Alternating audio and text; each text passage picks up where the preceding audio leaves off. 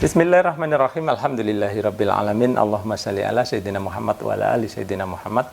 Kawan-kawan, banyak dari penonton saya sebelumnya menanyakan tentang video yang saya tampilkan di depan tadi, cuplikannya. Ya, banyak yang menanyakan apakah video tersebut asli atau penipuan gitu ya. Nah, di sini saya jawab di depan ya kawan-kawan bahwa video tersebut asli, memang benar. Jadi kalau ada yang mengatakan pompa free energy yang bentuknya seperti tadi, itu memang benar ya kawan-kawan. Nah, apakah itu benar-benar free energy? Nanti baru kita akan bahas di sini. Nah, kalau kawan-kawan belum tahu itu pompa apa sih gitu. Itu pompanya aslinya itu namanya pompa hidram ya kawan-kawan. Seperti ini, hidram. Jadi ini sebetulnya singkatan ya dari bahasa Inggris, yaitu pompa hydraulic ram lah gitu ya. Nah, pompa hidram ini sebetulnya sudah jamak ya, sudah umum dipakai ya.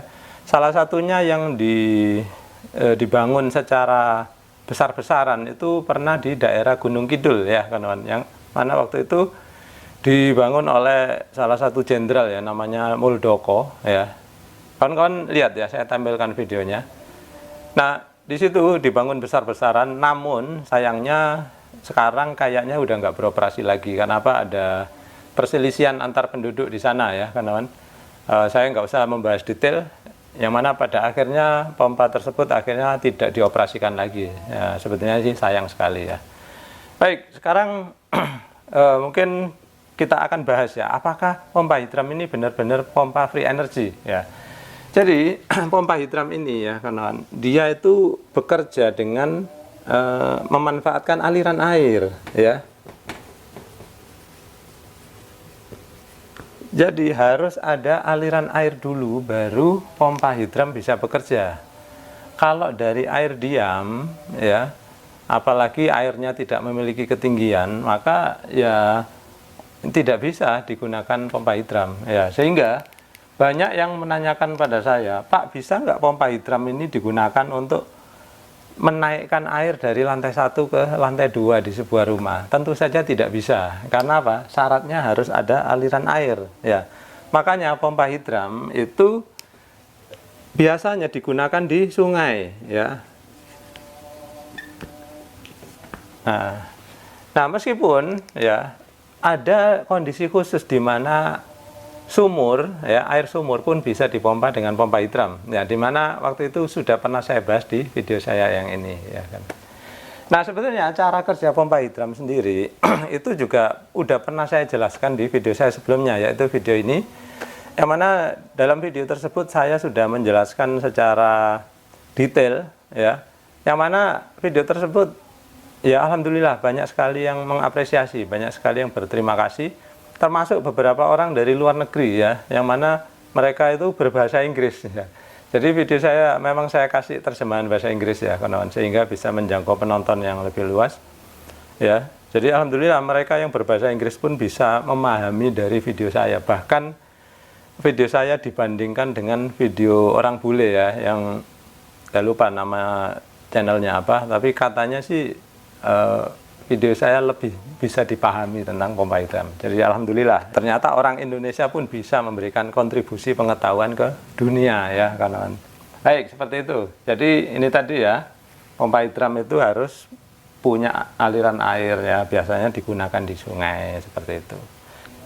Nah, sekarang saya akan coba gambarkan sedikit ya kawan-kawan, sambil menjawab pertanyaan dari kawan-kawan juga ya. Jadi bagaimana sih cara kerja pompa hidram? Seperti saya bilang, memanfaatkan aliran air yang ada dalam pipa, di mana pipa itu miring ya, seperti ini. Kemudian dia di T seperti ini. Kemudian di sini dia diberikan klep pembuangan ya kawan. Lalu biasanya di sini dia diberi beban ya. Nah, bagaimana cara kerjanya? Yaitu dengan membiarkan air mengalir ke sini, kemudian air akan keluar ke sini. Jadi air keluar, kemudian aliran air ini mendorong klep ini untuk menutup, dap, seperti itu. Ketika dia menutup mendadak, maka di sini terjadi apa? Gelombang kejut ya, karena jadi air akan terkejut sehingga memukul ke dinding-dinding pipa termasuk ke arah T ke sana ya. Nah, inilah ya gelombang kejut inilah yang kemudian dimanfaatkan untuk mendorong air untuk berpindah ke tempat yang lebih tinggi. Contohnya misalkan di sini ya. Jadi airnya tadi hasil gelombang kejut tadi itu dialirkan ke sana ya kawan-kawan. Tentu saja untuk lebih jelas kawan-kawan saya anjurkan untuk nonton video saya sebelumnya yang ini ya, biar nggak bertanya-tanya ya, yang bagi yang belum pernah nonton. Nah, jadi perhatikan ya bagaimana cara kerjanya, yaitu air itu dari sini ya kawan-kawan. Air itu harus masuk dari sini dulu ya, masuk, kemudian seperti tadi saya bilang ditumpahkan di sini ya, ditumpahkan. Sehingga ketika ditumpahkan itu ada tadi dorongan ini mendorong klepdap gitu. Nah, ketika terjadi dorongan, terjadi hentakan, lalu hentakan ini mendorong air yang di sini untuk keluar ya. Di sini pada akhirnya ya diberi aksesoris bermacam-macam ya, konon seperti check valve gitu ya. Terus ada dikasih tangki segala macam gitu ya. Jadi banyak.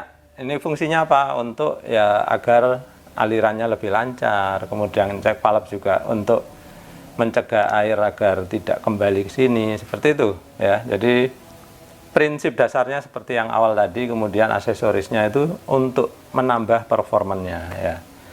Nah, dari sini kawan-kawan bisa perhatikan ya bahwa perhatikan tanah itu kan kalau datarnya seperti ini.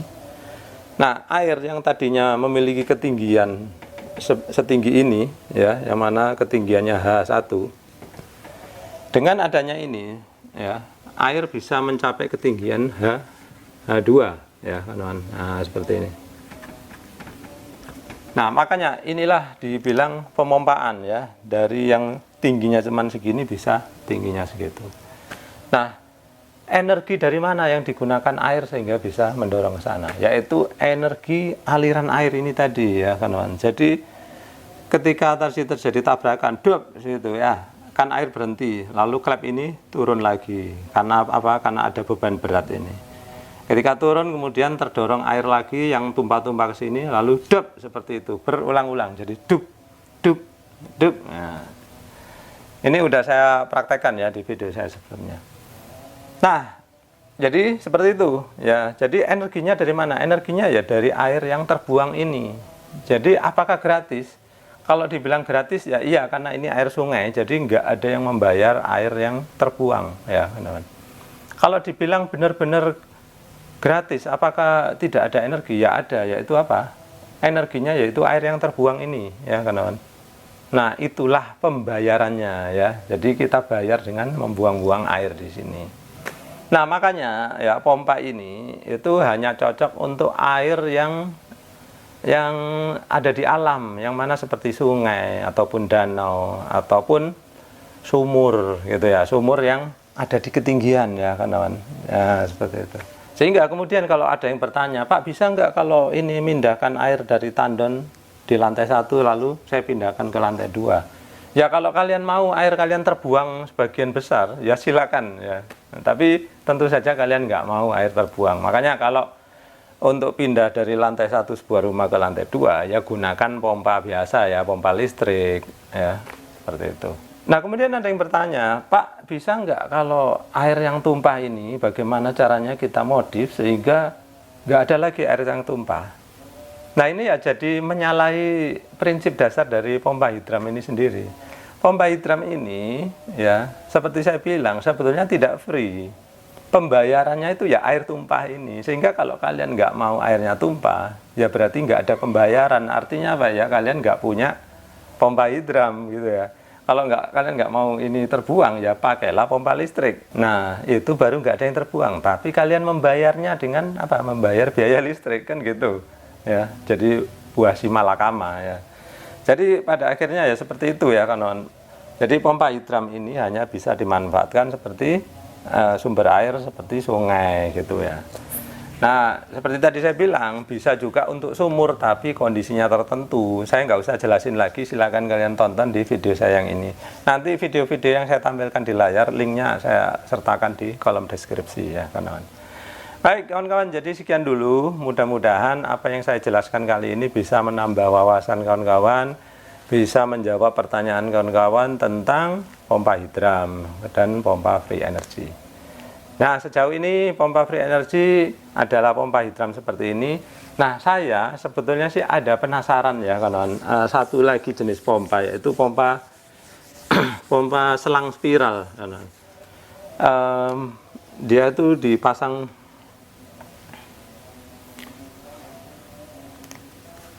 maaf ya, saya gambarkan lebih bagus. Dia itu dipasang di roda seperti ini, kemudian ada selang yang ya diputar-putar seperti ini ya, lalu sampai ke ujung sini, baru dari ujung sini terus bisa dialirkan ke tempat yang lebih tinggi. Nah, sedangkan ini dia direndam di air sungai ya, yang mana air sungai itu alirannya ke arah sana ya, sehingga ini bisa dimanfaatkan untuk ya dipasang apa namanya ya,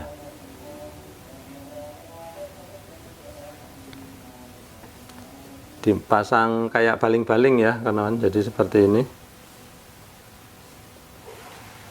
Nah, sehingga apa, ketika terjadi aliran seperti ini maka ini akan berputar ke sana. Ketika dia berputar sana, ujung selang ini ya akan menyendok air. Ya, jadi air akan tersendok lalu tinggal sini, lalu berputar lagi, akhirnya air masuk terus ke sini, akhirnya air terdorong ke sana. Nah, ini sebetulnya saya lagi penasaran, sebetulnya masuk akal ya, tapi kawan-kawan yang bertanya itu saya terus terang belum bisa menjawabnya. Saya akan bikin eksperimen dulu, lalu nanti hasilnya saya akan share di video berikutnya ya. Baik kawan-kawan, jadi sekian dulu, mudah-mudahan tontonan ini bermanfaat. Terima kasih sudah menyaksikan.